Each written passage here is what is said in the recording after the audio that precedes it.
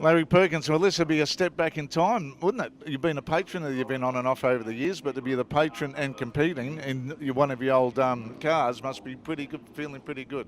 Yeah, it is, and it certainly brings back memories, no doubt about that. And you know, a patron is something you never think about when you're busy doing all this. But now 20 years on, I think, hey, that's not bad being patron and indeed having the car here, which Jack's done a fantastic job of restoring and having a little fang around. I think it's fantastic. Yeah, you told me a bit about what you've done, and it's like having to take your car back in time to restore it to its an original. Normally you're trying to bring it up to date, but with everything, all the mods that are happening over that, and it just shows how durable and reliable these old Commodores were.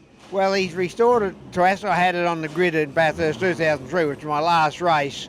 That was a long time ago, and it feels exactly the same. My driving suit still fits, and I did 4 or 5 laps yesterday, and I thought, I can feel all the enthusiasm that I used to have, and it was great. Now, well, you've got a bit of history here yourself.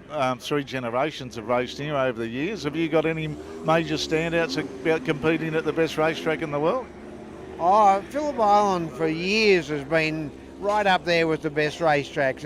It's got a great layout, over the hill there in the MG, high-speed corners onto the straight and at the end of the straight. It's a fantastic track, and it goes back many years, as you would know. I don't know when they first raced here, but it's an awful long time ago. And my dad used to race here in an open-wheelery car he made. He raced in the first 500-mile race here in a Volkswagen in '62, and so we've got a lot of history. You wouldn't have much choice about not getting into motor racing, would you? No, but I can remember when it was way back coming here when I was only, must have been 5 or 6 with Dad, and I remember the toilet block was just a hessian wrapped around some sticks, and for some reason I've never forgotten that. So, yep, the current owners have certainly lifted the game of it, and it's a great venue. Are you nostalgic for the old days when you see the way modern racing's going?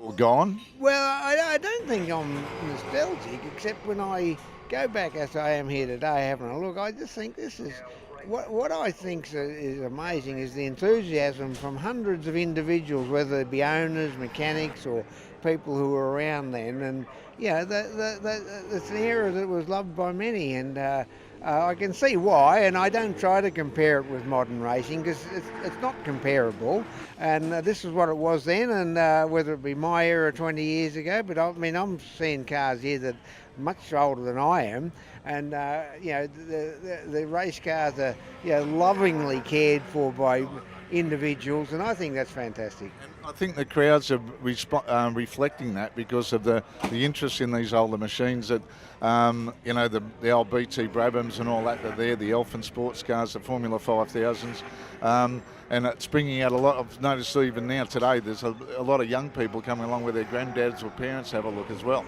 Yes, that's right. See, the difference with today's show is more about, we've got to make it good for TV and blah, blah. Back and now for old cars, it's, hey, this is what our act is. It's old stuff. You either like it or you don't like it. And a lot of people like it, and I think it's fantastic. Will you be driving it like you stole it? I'll be driving it so that I make sure I drive it back into pit lane and hand it back to Jack. He'll be mad at me if I put it off the road. So I'll be having a little bit of reserve there, I promise you. I'd like to talk to you afterwards about when the first time on a grid for that 17 years and the buzz and the butterflies and everything that you've forgotten about until you get back in the car.